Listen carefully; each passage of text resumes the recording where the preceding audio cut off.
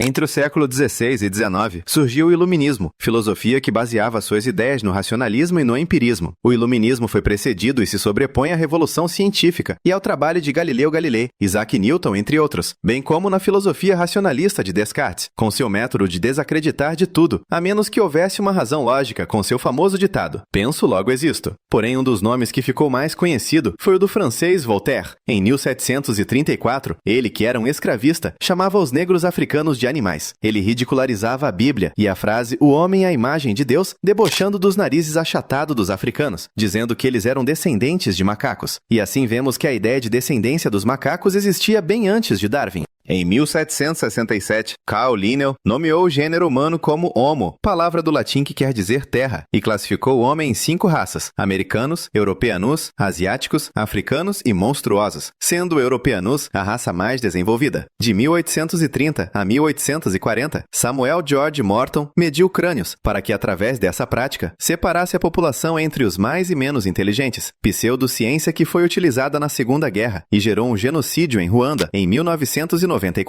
Em 1856, no Vale de Neander, na Alemanha, foi achada uma ossada ao qual os cientistas deram o nome de o Homem de Neandertal, afirmando que aquele fóssil era o primeiro ancestral do homem europeu. Alguns anos atrás, em Gibraltar, ossadas similares foram achadas, porém descartadas, pois entenderam que se tratava de ossos de pessoas com deficiências. O Neandertal foi considerado o primeiro homem, e que esse surgiu na Europa. Artistas passaram a desenhar pessoas com semelhança com macacos, e assim surgiu o estereótipo de homem das cavernas. Em 1859, 3 anos após o achado do homem de Neandertal, Charles Darwin lançou seu livro A Origem das Espécies, que não falava do homem, o qual complementou em 1871 com seu outro livro, A Descendência do Homem e a Seleção em Relação ao Sexo, no qual dizia que o homem compartilhava de um ancestral comum com o macaco, e que provavelmente teria surgido na África. Tal método da evolução joga fora tudo o que a Bíblia diz sobre a criação do homem como a imagem de Deus. Charles Darwin e os ateus naturalistas questionavam como um Deus que criou tudo e viu que tudo que criara era bom, criaria seres que matam outros para sobreviver? Pois, de acordo com Charles Darwin e os evolucionistas, o mundo é dos mais aptos, consequentemente, dos mais fortes. Em 1868, na caverna de Cro-Magnon, na França, restos de ossos receberam o nome de o Homem de Cro-Magnon, associando a supremacia europeia. Em 1883, Francis Galton disse que se a seleção artificial pode ser controlada, assim também podia acontecer com os humanos. Sua tese foi utilizada pelos nazistas, que defendiam a supremacia ariana,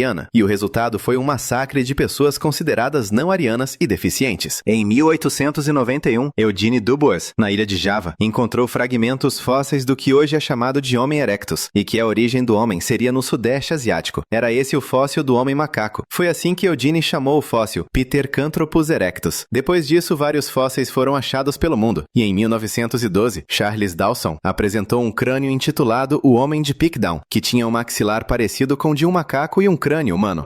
Já em Nebraska, Estados Unidos, encontraram um dente fóssil, e um homem chamado Osborne disse que seria o homem macaco americano. Em 1924, na África do Sul, o australiano Raymond Dort achou um fóssil e o nomeou como Australopithecus africano. Pouco tempo depois, foram achados os restantes do fóssil encontrado no Nebraska, e descobriram que não passava de um porco fóssil. Mesmo desacreditados, os cientistas não deram o braço a torcer, mas o orgulho manteve centenas de mentiras vivas até o dia de hoje. Os efeitos disso foram guerras, abandono da moral e a recusa dos ensinamentos bíblicos. E assim, os crentes foram taxados de fanáticos e fundamentalistas. Em 1889, no Brasil, o ensino bíblico foi proibido nas escolas, implantando o evolucionismo em seu lugar.